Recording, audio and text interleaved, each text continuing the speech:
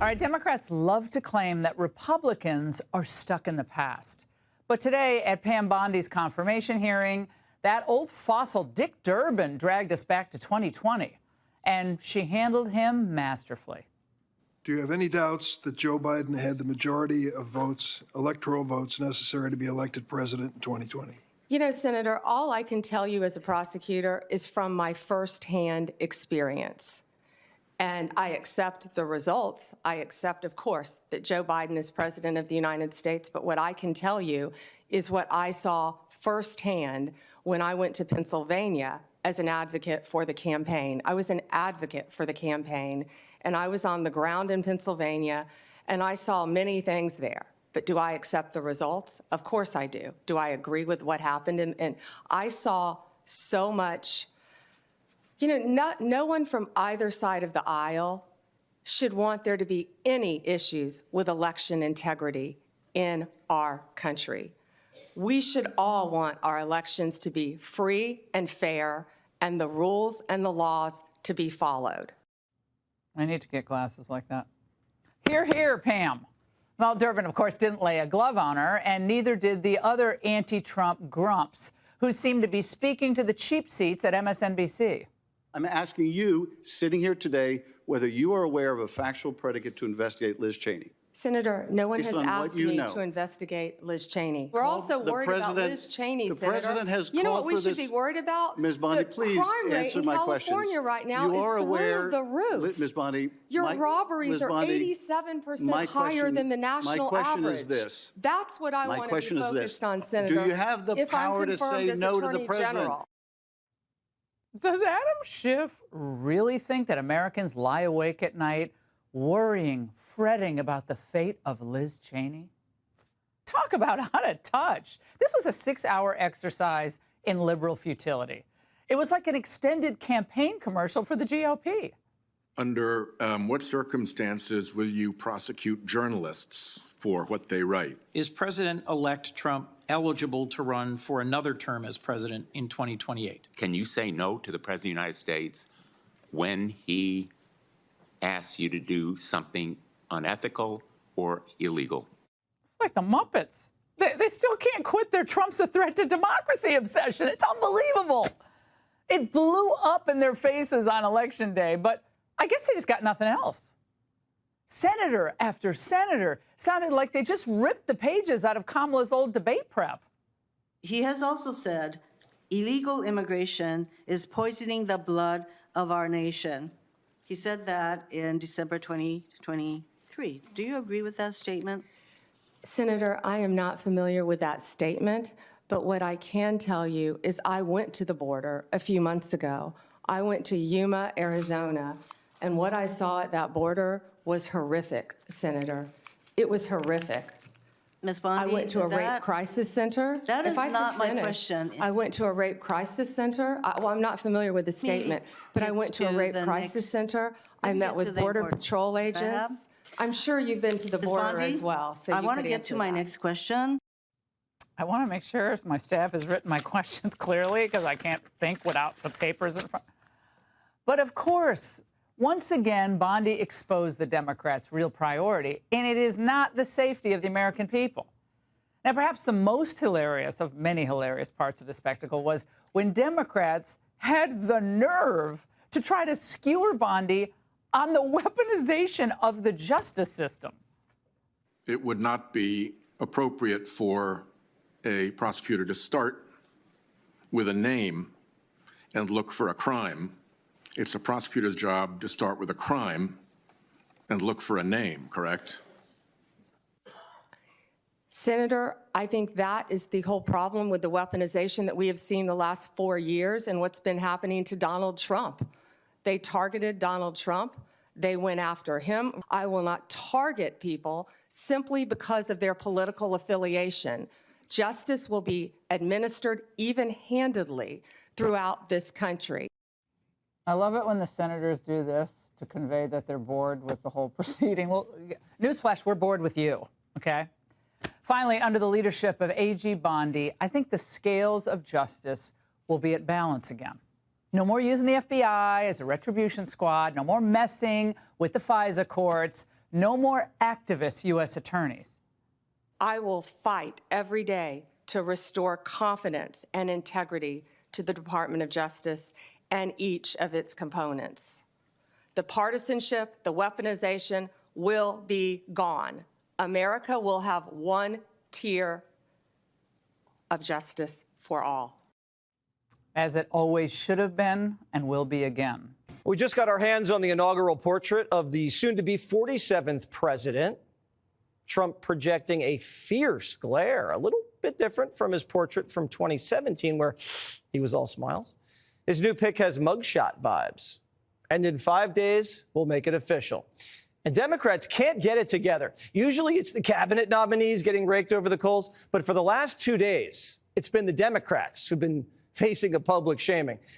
After leadoff hitter Pete Hegseth hit a home run, Pam Bondi, the AG nominee, came out swinging. You say the right things, that you're going to be the people's lawyer. That's what you have to say to be here. I need to clarify something that you said, that I have to sit up here and say these things. No, I don't. I sit up here and speak the truth. I'm not going to sit up here and say anything that I need to say to get confirmed by this body. I don't have to say anything. I will answer the questions to the best of my ability. It was clear that Senate Democrats had no intention of giving Pam a fair hearing. After putting words in Pete's mouth yesterday, today the undistinguished senator from Hawaii was as annoying as usual. I ask you this. If President-elect Trump asks, suggests, or hints that you as Attorney General should investigate one of his perceived political enemies, would you do so? Senator Hirono, I wish you had met with me. Had you met with me, we could have discussed many things and gotten to know. I am You could listening have to you gotten to now. know me. Could you respond to the question? Yeah, you were the only one who refused to meet with me, Senator. Democrats don't want to meet with Bondi because they don't want to get to know her. Then it's much easier for them to batter and dehumanize her as a political punching bag. But Bondi stood up for herself every single time. Democrats thought they could make her look like a dumb blonde, but Bondi ended up making them look like fools. Listen. Your job will be, I'm speaking, your job will be to protect voters and election workers, not to undermine and dox them. Many of the president-elect's inner circle continue to spread the big lie about the 2020 election. Then we'll move on to a different topic. Senator, you were speaking. May I speak? You cut me off when I was speaking. When I ask you the next question, you can speak, and I hope you answer, Ms. Bondi. Well, I'd now, like when to we answer met the previous one, Senator. When we met yesterday, You pointed your finger at me and you said did not you were seem speaking. to be familiar Let me answer with my question. the I'm not going to be bullied by you, Citizenship Clause, the Senator 14th Padilla. Amendment of the United States of America, which was deeply disappointing.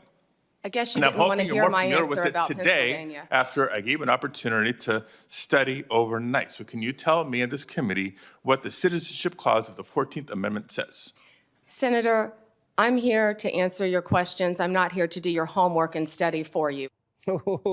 Every question she was asked was to appease the loony left wing of their party. January 6th, enemies list, is Trump a dictator? These aren't serious people. A simple question of constitutional interpretation. Is President-elect Trump eligible to run for another term as president in 2028? No, Senator, not unless they change the Constitution. Bondi was a former prosecutor, the attorney general for the state of Florida, and Trump's personal attorney during impeachment. If she's confirmed, her main priority is fighting crime, cartel crime, white collar, fraud, guns, drugs, sex trafficking, terrorism. All Adam Schiff wanted to know was, are you going to leave Liz Cheney alone? Are you aware of any factual basis to investigate Liz Cheney? Yes or no? Senator, that's a hypothetical, and I'm not going to answer that question. No, it's not hypothetical. No one has asked me to investigate. But the president Liz. has We're called, also worried about Liz Cheney, the Senator. president has You know called what we for should this. be worried about? Ms. Bondi, the please crime rate answer in my California questions. right now You are is aware, through the roof. Ms. Bondi, Your robberies Ms. are Bondi, 87% higher than the national my question average. is this. Senator, what I can tell you is I will never play politics. You're trying to engage me in a gotcha. I No, I'm won't just do it. asking you a simple I question. won't play If you can politics speak truth with any to ongoing power. So let me ask you investigation, another. like you did leaking your colleague Devin Nunes's memo. If And I'm hundreds not of going to cases on the first mislead day?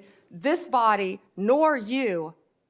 All right, let me ask another question. You don't want to answer that. Let me ask You another were question. censured by It will Congress, also- Senator, for it will comments just also- like this that it are will so also- reckless.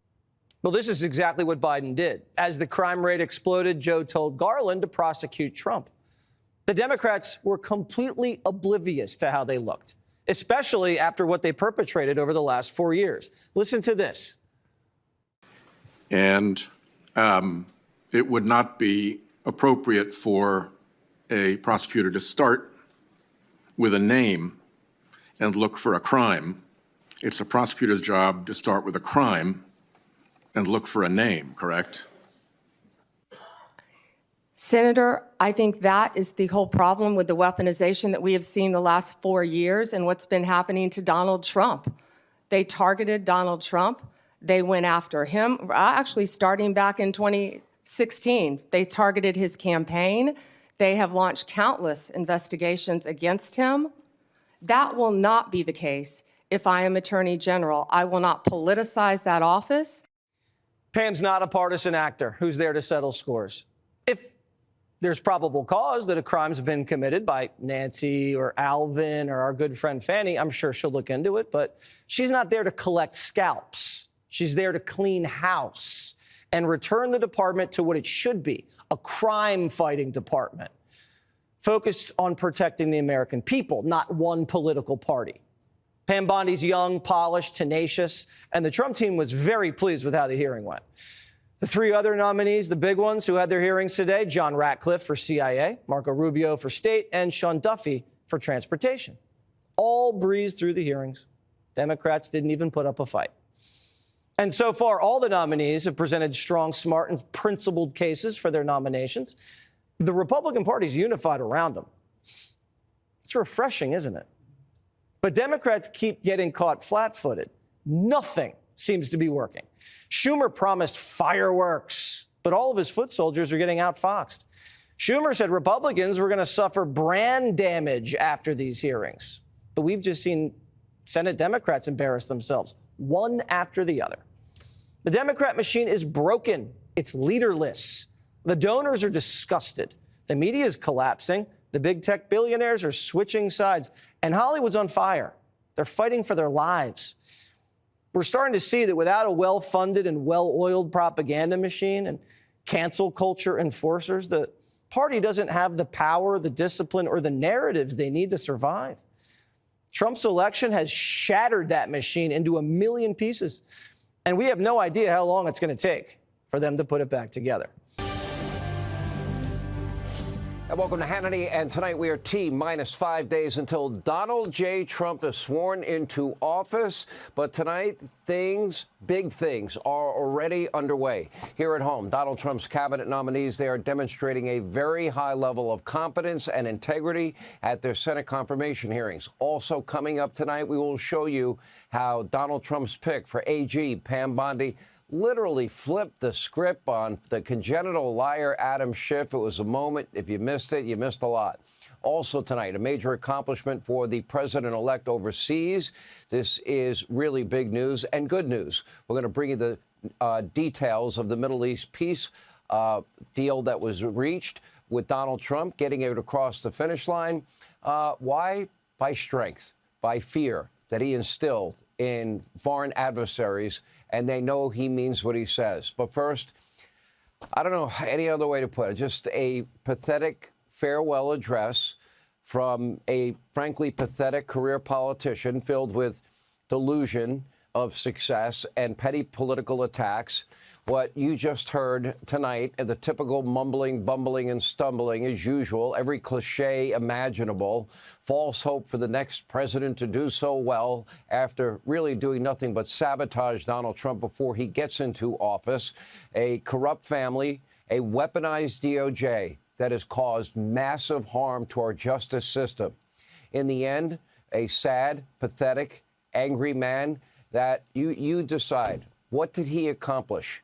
Ask yourself, He failed to mention that we are now on, by the way, preemptive pardon watch, as the president now reportedly considering get-out-of-jail-free cards for his brother, for Anthony Fauci, for Liz Cheney, for Benny Thompson, and a whole list of others, maybe even himself. He also failed to mention his greatest legacy, and that is the millions upon millions and millions of unvetted illegal immigrants that poured into this country, including violent criminals, murderers, rapists, gang members, cartel members, and known terrorists. We don't know where they are. We know that they are here. This is what Joe is leaving behind for Donald J. Trump. And by the way, mark my words, the greatest legacy of Joe Biden will be these unvetted illegal immigrants, the crimes they commit, and the possible terror attacks on our homeland. Instead, in tonight's, quote, farewell address, we got more class warfare against a handful of billionaires, oligarchs, as he's calling them, who don't support him. His family had no problem taking a lot of money from a Russian oligarch, the former First Lady of Moscow, or dealing with wealthy companies in Ukraine and China. Didn't mention that part either. And, of course, then he gave a dire warning about the left's favorite boogeyman, climate change, the biggest existential threat to our country, and a call for more censorship online after it was Joe Biden himself who coerced big tech into censoring the facts about COVID-19, along with the truth about the very real laptop of his son, Hunter.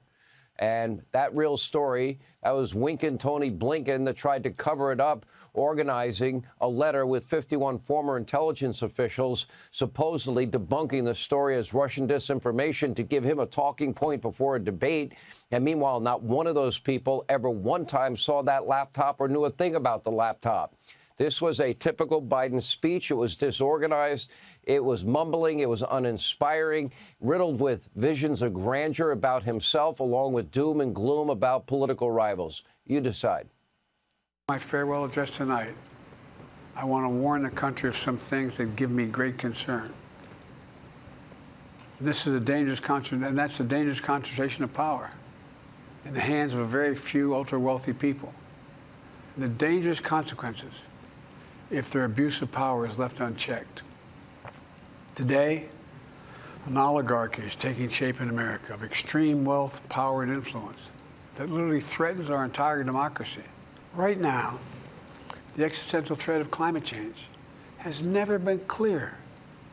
Just look across the country, from California to North Carolina.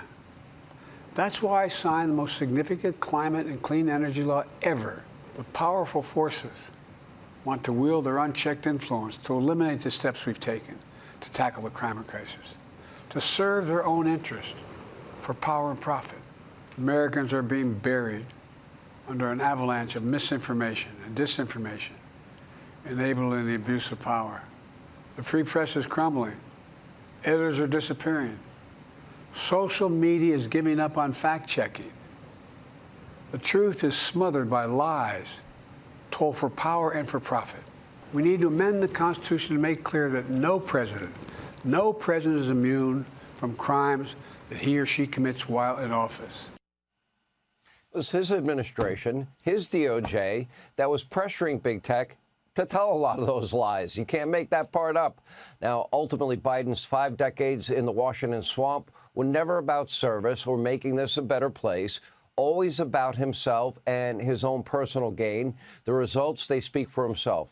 So tonight, look, forget about what I think. Ask yourself. Every American needs to ask themselves tonight, are you better off than you were 4 years ago? Can you identify one policy that he implemented that improved your life? Economically, everything you buy in every store you go to costs more. Interest rates are higher. You're paying about $1.50 more a gallon for gasoline. Are you better off? Are you more safe and more secure both here at home and abroad? After nearly 50 years of working for government, Biden, he owns multi-million-dollar mansions. He goes on lavish vacations. He's worth reportedly millions of dollars with most of his career. He made $200,000 or less, and people will always call him Mr. President. That's fine. At the same time, Americans, most Americans I know, and the polls show this and confirm this, are far worse off, especially the middle class that he claims to have a monopoly of compassion on. Joe Biden didn't seem to care less. For him, it's his mission accomplished moment. Meanwhile, the incoming administration is they're hitting the ground running. This is an amazing phenomenon we are witnessing before our eyes. Real successes for you, the American people. This is real safety and security abroad. Breaking today, a ceasefire deal in Gaza. That means freedom for 33 hostages, hopefully more, a plan for a lasting peace. Just 1 week after Donald J. Trump delivered this warning. Take a look. If those hostages aren't back, I don't want to hurt your negotiation. If they're not back by the time I get into office, all hell will break out in the Middle East. Can you elaborate? And it will not be good for Hamas, and it will not be good, frankly, for anyone. All hell will break out. I don't have to say anymore, but that's what it is. And they should have given them back a long time. They should have never taken them.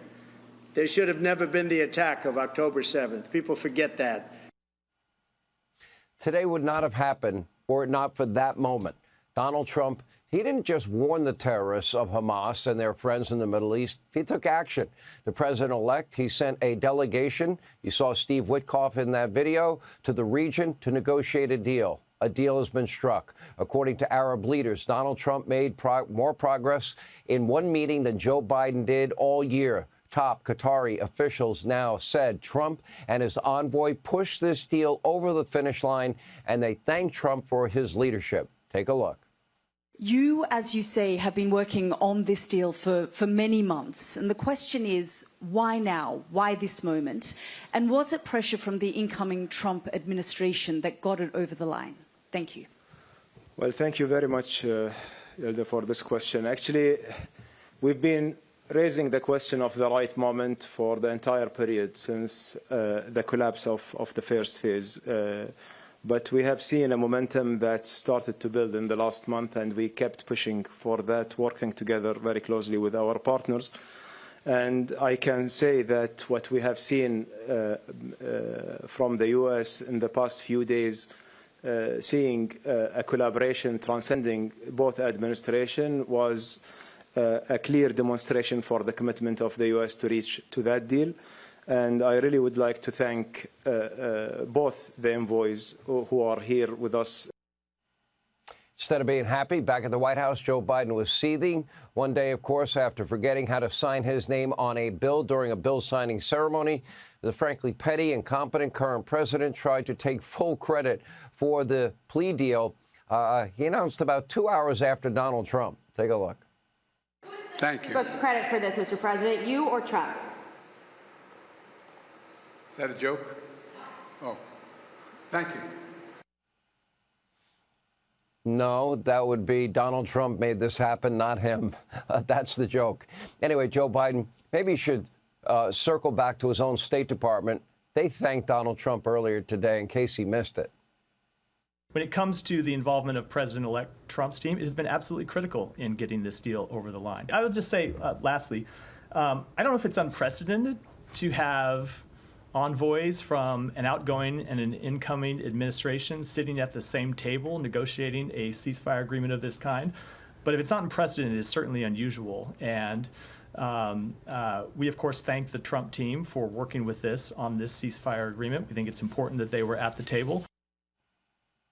You know, it's interesting because it was Donald Trump that sent his envoy on his own dime to the Middle East to relay the message that all hell would break loose if, in fact, they didn't get this deal done. And as we look back on the 4 years of Joe Biden's presidency, do you think he was qualified for this job? Were we right when we warned before the 2020 election that he was not cognitively strong enough for the job? Again, that's a decision you, the American people, will have to make. So we're about a week since the wildfire started, and it's odd that not a single leader has risen from this catastrophe. Oh, there's plenty of ash, but no phoenix rising from it, just chickens with their heads cut off. We now learn that L.A. Mayor Karen Bass was hosting a cocktail party in Ghana when the catastrophe started. We heard she was handing out shots of Fireball. But not one single heroic person of action. Hell, even Smokey the Bear is nowhere to be found.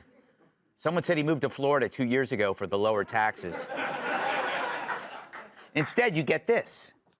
We're dealing with a myriad of issues. I was just talking to Josh Green, the governor down in Hawaii, who had some ideas around some land use concerns he has around speculators coming in, buying up properties.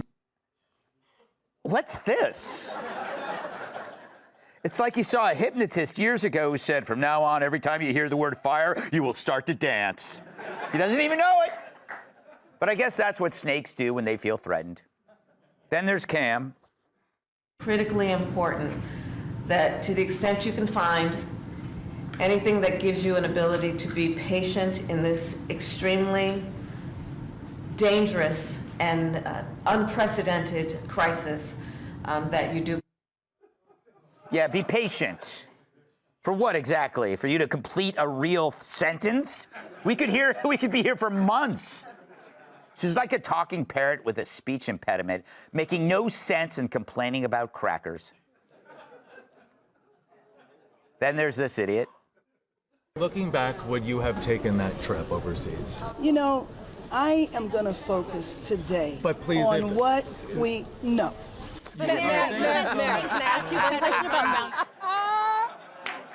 Truly a real inspiration for homicide. Then the big guy.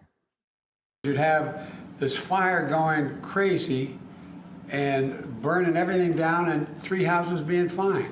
Or neighborhoods that were still green. That house next door still has green shrubbery on it. And, you know, the house is fine. There's only, I think, 4 or 5 houses in that 200, you know, it's in the Pasadena area. But my generic point is, it's almost like it's a battle scene. Thanks for the update, dip. You know,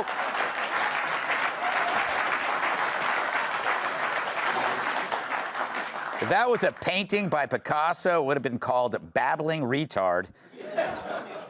Now, the reason no leader has emerged is because they've been soaking in identity politics like Newsom's head in a vat of styling gel. So if the issue isn't race or gender, they're lost. So sure, Karen Bass can unveil a new pride flag, but if it catches fire, everyone ends up flaming. So you have the biggest fire in LA history, and they can't even figure out the first step to help people. They're like some weirdo who goes to the gym and only works out their neck muscles. Picture that. A freak with a neck. With a neck so big it cuts off blood flow to the brain. And everything else is atrophied. In this case, they failed to build the muscles that would respond to any or all real problems. Whether it's immigration, crime, or natural disasters, they come up empty because in their toolkit, there is but one single club, identity politics, and it can't help them. But it helped them personally before the fire. After all, it's light on effort, but rich in public reward, and the media eats it up. And much of California voted for it. Hell, Hollywood lobbied and politicked on behalf of it. It's easy to see why.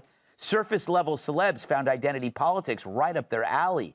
By faking empathy, you appear to do something without having to lift a finger. Hey, look, everybody, not only do I play the good guy in movies, but I'm one in real life, too. It's same with pushing climate hysteria. Just saying we must do something means you don't have to do anything. Just shout platitudes and you're back on your private jet out of LA, girlfriend with your girlfriend and her algebra tutor. Of course, you could have done all the things needed to help combat fires while pushing climate change, but they didn't. Why? Because as a boneheaded student might say, that wasn't supposed to be on the test. They live in a world of theory and not reality, and it only helps the cynical bozos who employ it. But the people they elevate are merely exploited on behalf of public virtue. These pawns don't learn anything or gain experience. Instead, they are placed in jobs where they fail because they didn't learn anything or have any experience. Then they end up in positions where life matters, and not just black ones. It's not so bad if Coke or Pepsi does it, but when it comes to public safety, this farce is deadly. So while billion-dollar corporations bought into this stuff because it's mere pocket change to them, the rest of us, we pay with our lives. Fact is, identity politics is the most selfish enterprise on earth, for it makes it all about you as you pretend to be about others, and 99.9% of all real practical problems go unsolved. Homelessness, illegal immigration, fire, floods, the view. That's why LA is leaderless, because those in charge, by embracing vanity causes, chose themselves over the people they govern. Talk about a sick burn. Let's welcome tonight's guest. His idea of an Airbnb is a park bench. Founder of StudioTST.com, Michael Loftus. He specializes in crisis management, which means he's perfect for this show. Author of the great new book, Wise Guys and the White House, Eric Dezenol. She's in her third trimester, so you better not test her. New York Times bestselling author and Fox News contributor, Kat Tibb. To him, the Big Bang is just a bang. New York Times bestselling author and comedian and former NWA world champion, Tyrus.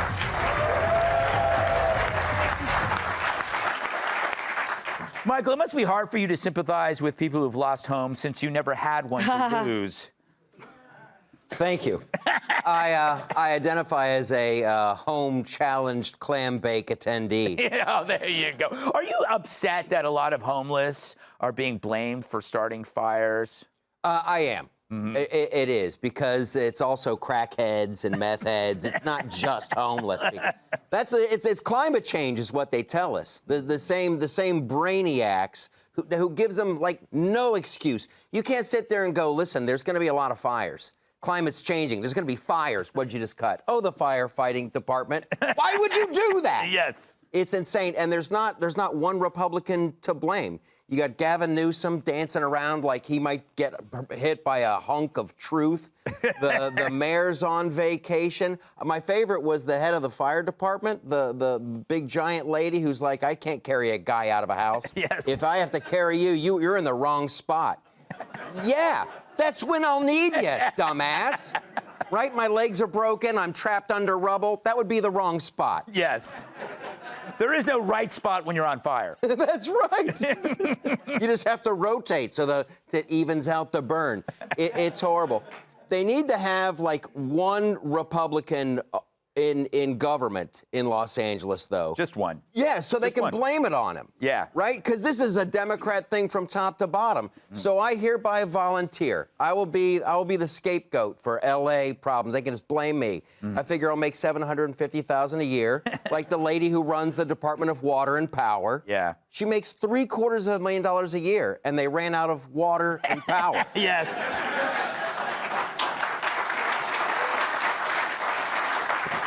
Eric, congratulations on the new book, Wise Guys in the White House, Gangsters, Presidents, and the Deals They Made. This sounds pretty awesome. And you are an expert in crisis management. You've had some pretty famous clients. I know you can't name them. Maybe one rhymes with Shill Bosby, but we won't get into it. This leadership is in crisis right now. In L.A., yeah. Yeah. What would you tell them to do? Well, look, the job of a politician is to accept credit for things they didn't achieve and to accept blame for problems they didn't cause. Yeah. And I remember years ago watching the L.A. earthquake. This was about 1994, and a reporter went up to a city manager and went, "What went wrong here?" Well, a tectonic plate moved. Yeah. That's what went wrong. But in the media climate that we are in, the only currency we understand is blame. Right. And that is, when I have a client in this situation, they want to talk about this and that. The only thing that they talk about is blame. Now, here's the challenge. There is really no way to get out of it, even though people think there is. And what ends up happening is everything that is in the ether, DEI, going to Ghana, not giving the fire department enough money, whether you caused it or not, it doesn't matter. Her situation, the mayor, is unsurvivable. Right. Now, what remains to be seen is Gavin Newsom, because he may have a future, and what he's going to have to show is the thing that Americans want to see more than anything in a politician, which is your capacity to take your beating. Yeah, and also, great points. It's not so much the thing, It's what you do after the thing. Like if you make a mistake, you're not judged for it. You just try to do it better next time. But you see with this constant churning of identity politics, it's incapable of change because the ideology matters more, Kat. What was with the weird dance? Did you think he has hemorrhoids? I mean, sometimes you have to do that. He was standing up. Well, still. But now I think you have hemorrhoids. You know what? You're pregnant. You're going to get hemorrhoids. Thank you for sharing that with me. You know, I think that also she's not even trying, right? The mayor's not even trying. When she was, I keep going back to that clip where the reporter's trying to ask her questions and she just doesn't answer. Yeah. Because by not answering, what she's implying with that is like, oh, I better not say something wrong or else things might get really bad. Yes. And the people watching that are people who either their house is burned down or they are reasonably afraid that their house is going to burn down at some time in the near future. So in that moment, her main concern is still herself. And, oh, no, if I say something wrong, then things are going to get worse for me. I think there's really no way things can get worse for you anyway, so you should at least try to say something. It's the least you could do, but I think that it totally just... She's acting like a dude in a relationship. Yeah. You know? She is. Yeah, you just try not to say anything because you think if anything I say, I'm screwed. Okay. Yeah, or like when you're like, oh yeah, it's like the dude that, yeah, exactly. Like, oh, like you stop, you know, like can you not like other girls' bikini pictures? Like I guess I'll just delete the app then. That's great. Fine, if you want me to delete the app, I will. It's like, no, we're not even talking about the thing anymore. Just talk about the thing. You owe me that. You know, Tyrus? Okay, before you go, I have to push back and blame this on dudes. Yeah. Okay? No. Because if the spot is bad, we leave. Yeah. She's not leaving. That's a woman. So don't put it on us. Because I the man getcha. at the airport, when they surrounded me like, Tyrus, what are you going to say? And, hey, man, is that flight going to Oklahoma? And I would have left. Yeah. We saw exactly who she was when there was no one there to prep her and tell her what to say. And at the airport, the incompetence, the ignorance, and that is exactly why she was put in that position in the first place. The people that funded her, the people that paid for her campaign, all they needed to do was to sign and say little speeches for their agenda. And she was the perfect thing because if you challenge her, her first response is, you're doing it because I'm a woman. And if you're a white person to challenge, you're doing it because I'm black. And then if you get past both those, you're doing this because I'm part of the rainbow. So all those are contingency plans. But unfortunately, black, rainbow, woman has nothing to do with you partying up while the city that you were sworn in to protect is burning to the ground. So she had no answers. But it's not, and it's funny because you talk about all the time, like, there's too many old white men in politics. When you look at California's setup, it's pretty much the same thing. Isn't that a little bit peculiar that it's all the same thing? Was it when Whitey did that? It was a huge problem, but then they could put all their friends and buddies in positions, all not qualified. Also, while this happened, if Newsom is smart, he'll let it go for another week. And this dance is, while he was doing the interview, realized, I'm going to blame this on the mayor. That's what this was. That was a celebration. That was a celebration like, I've got it. The mayor did it. Well, blame shimmy. Yeah. All right. Well, I think you're getting to something that is important, which is force of personality. And one of the things that does happen that is relevant in a crisis situation is, does somebody have a certain amount of strength? And I remember I had a client, the CEO of a very large company, and a reporter stood up and said, you are one of the biggest polluters in this country. He said, you're wrong. We are one of the biggest polluters in the world. And let me tell you what we're trying to do about it. It was so disarming.